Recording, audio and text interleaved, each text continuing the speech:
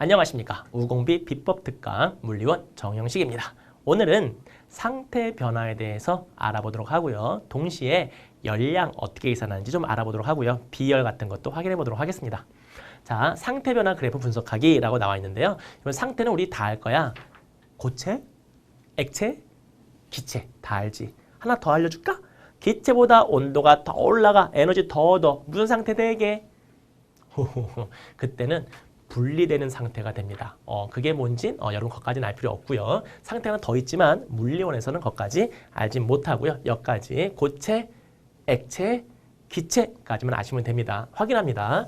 고체, 액체, 기체 확인합니다. 다음에 온도 변화가 변하지 않는 구간이 있네요. 이때는 열을 공급함에도 불구하고 열의 공급이 온도 변화 나타나지 않아서 마치 숨어있는 열 같은 느낌이 나기 때문에 이름을 잡열이라고 합니다. 여긴 다 잡열이라고 쓰고요.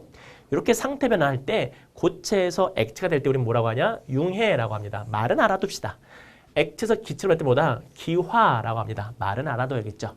이렇게 융해가 되거나 기화가 될 때 필요한 열량을 융해열, 기화열이라고 하는데 그냥 하는 게 아니라 1kg당. 그래서 융해열이란 뭐다?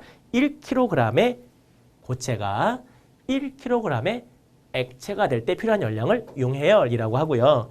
1kg의 액체가 1kg의 기체로 될 때 필요한 열량을 기화열이라고 합니다. 여러분 하나 어떤 물체에 열을 공급하면 어떤 일이 생길까요? 두 가지 일이 생기는데 첫 번째는 상태 변화가 일어나거나 또는 온도 변화가 일어납니다. 이럴 때 상태 변화와 온도 변화가 동시에 일어나진 않아요. 그래서 상태가 변할 때는 온도가 안 변하고 거꾸로 온도가 변할 때는 상태가 안 변하는 거야. 그래서 그 경우가 다 들어있죠. 여기에 온도 변하는 경우, 상태 변하는 경우, 온도 변하는 경우, 상태 변하는 경우, 온도 변하는 경우입니다. 자, 이제 우리 비열 잠깐 알아봅시다.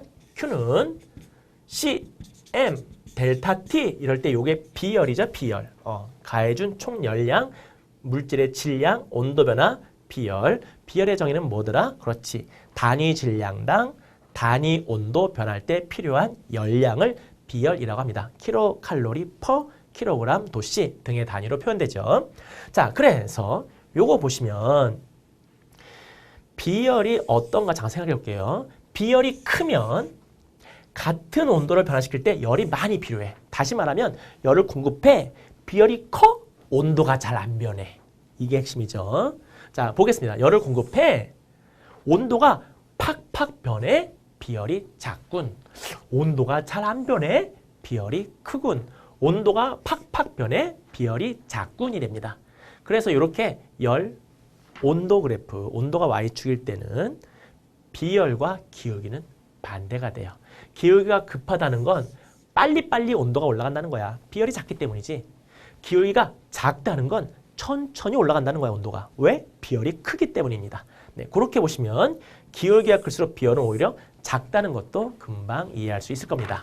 자, 그럼 한번 문제 풀어볼게요. 중학교 때 배웠던 형태의 내용이기 때문에 어렵진 않을 겁니다. 자, 보겠습니다.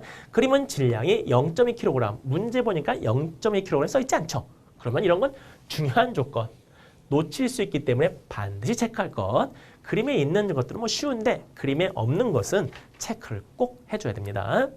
이에 대한 설명으로 옳은 것을 골라보아라. 물론 Y축은 온도, X축은 열량임을 확인했지요. 얼음의 융해열이 얼마냐 그랬어요. 딱 보니까 얼마야? 5kcal, 21kcal, 16kcal 공급됐네. 16kcal 맞을 것 같죠? 0.2kg에 주의하세요. 1kg에 필요한 열량입니다. 얼마 곱해야 돼? 5 곱해야 되겠죠? 0.2kg에 얼마가 들었어? 16kcal가 들었습니다. 그러면 융해열은 얼마야? 실제 5를 곱해서 6, 5, 30, 80. 80kcal per kg. 이게 바로 융해열이 되겠죠? 1kg당 열량이라는 거. 그래서 기억은 아쉽게 탈락. 네. 잡열은 뭐지? 상태 변화가 일어날 때 열. 그쵸? 언제야 그럼? 요때. 온도가 변하지 않을 때니까 두 번 있네요. 그쵸? 두 군데다. 맞죠? 얼음의 비열은, 자, 비열이 클수록 같은 열량 공급할 때 온도 변화가 작아지죠. Q는 CM 델타 T를 생각하시면 같은 열량 공급할 때 비열이 클수록 온도 변화는 작아요. 그래서 요거 아시면 온도 변화가 팍팍 올라가냐, 온도 변화가 천천히 올라가냐 가지고 비열을 알 수 있죠. 천천히 올라가냐, 비열이 크군. 비열이 크고 비열이 작다라는 것을 알 수가 있으니까 얼음의 비열은 물의 비열보다 크다? 작죠. 그래서 온도 변화가 큽니다. 디귿 탈락. 답은 니은 하나 맞네. 답은 2번. 어렵지 않은 문제였습니다. 이게 나오면 얼마나 좋겠어. 여러분 오히려 연력학이 시험에 더 잘 나오니까 연력학을 정확히 알아두시고요. 요거는 그냥 이 문제 정도로 정리하시면 충분합니다. 네, 여러분 수고했습니다.